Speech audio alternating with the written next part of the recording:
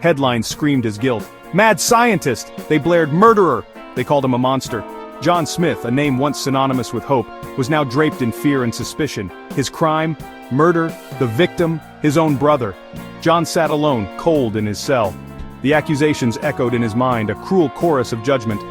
He was no stranger to the lab, to the world of science, but he was no killer. He thought of his brother Thomas, his partner in their fight against the invisible enemy that had ravaged the world. The weight of their work, the cure they had so desperately sought, had cost them everything. Now, with Thomas gone and the world on the brink, John was left to face the consequences alone, branded a murderer by the very people he had saved. The Crimson Plague. Just uttering the name sent chills down the spines of even the bravest souls. It started subtly, a cough here, a fever there. Soon, it became a global terror. Hospitals overflowed, their corridors filled with the sick and dying. The world watched in horror as the death toll climbed, the numbers a grim reminder of the virus's unrelenting grip.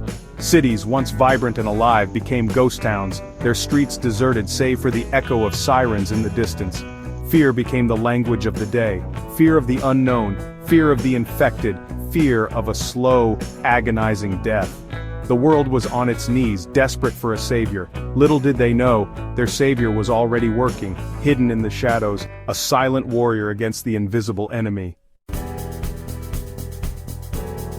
John and Thomas, driven by an unwavering sense of duty, had dedicated their lives to finding a cure. Their lab, tucked away in a remote corner of the world, became their sanctuary, their battleground against the deadly virus. Days turned into weeks, weeks into months, their research a race against time. The breakthrough came at a heavy price. Thomas, always the bolder of the two, insisted on testing a new serum on himself. John had argued, pleaded, but his brother's conviction was unwavering. The serum worked, but it also took its toll. Thomas, weakened by the virus, succumbed to the side effects. He died in John's arms, his last words a whisper of hope. The world needs to know. John, heartbroken but resolute, knew he had to fulfill his brother's dying wish. The world, blinded by grief and fear, saw only the death of Thomas, not the sacrifice.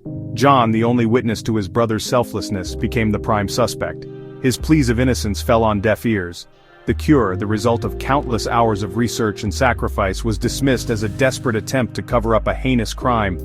The very people he had saved turned on him, their fear morphing into anger, their savior transformed into a villain. The irony was a bitter pill to swallow. His life's work, his brother's sacrifice, all of it meant nothing in the face of blind accusation. Yet amidst the despair, a flicker of hope remained. He had saved the world. Even if they never knew his name, never knew his sacrifice, he knew the truth. And that, he realized, was enough.